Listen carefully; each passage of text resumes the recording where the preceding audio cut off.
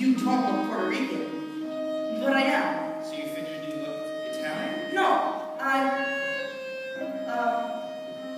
just wanted to become somebody new.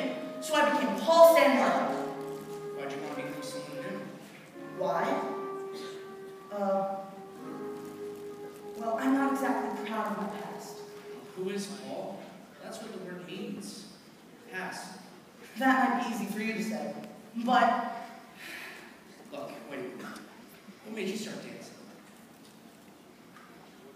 If you're thinking it was my parents, it wasn't. What do Puerto Ricans know about theater? Now they have Channel 47. But then they didn't have anything. But my father, he loved movies. He'd take us all the time. He worked nights. And he'd come home, and he'd take us to 42nd Street. And we'd come out of one movie, and go to another and another. I don't know why, but I loved musicals. How old were you? 7 or 8.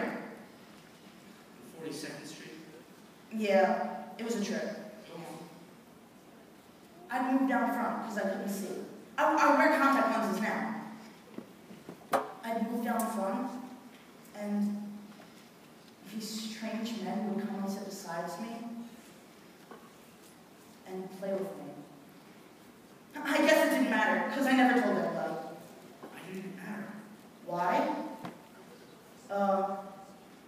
Well... Look, Paul, if this is too rough for you, I have your picture of resume. No! Okay.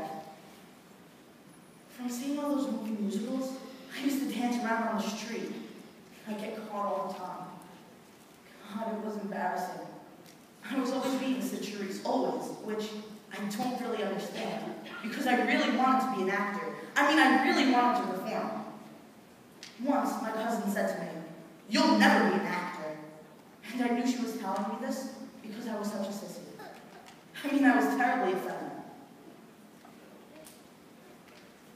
I always knew I was gay, and that didn't bother me.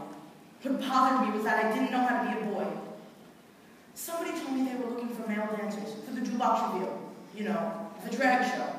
So I go down and audition. Now, from all of those years of pretending I was Charisse, I had this fabulous extension. I mean, I could turn anything. My first audition. And they say to me, "You're too short to be a boy. Would you like to be a pony?" And I said, "What's that?" And they said, "A girl. Show us your legs." But I have hair on my legs. That's okay, come on upstairs.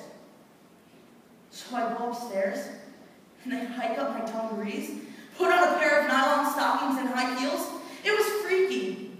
It was incredible. I go back downstairs, and they say to me, "You have wonderful legs." Really? Terrific. Well, I was finally in show business. Nothing to brag about. I had friends, but after a while it was so demeaning.